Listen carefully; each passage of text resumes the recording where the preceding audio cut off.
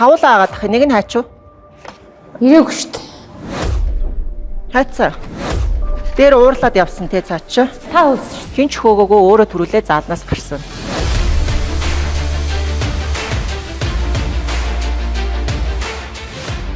Амьдралын хэм маяга эрс өөрчлөхөөр зориг шулуудсан бүсгүүчүүдийн халуухан тэмцэл үргэлжилсэн.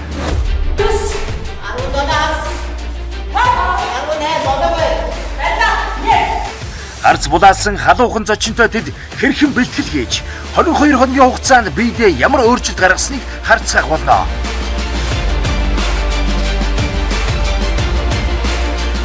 Тамиртинхээ авгаалсан ба шаардсан хөгжөөн зорилуудыг оролцогчид хэрхэн туулахыг өнөөдөр 20 цаг 30 минутаас TV8 телевизээр хүлээн авч үзээрэй.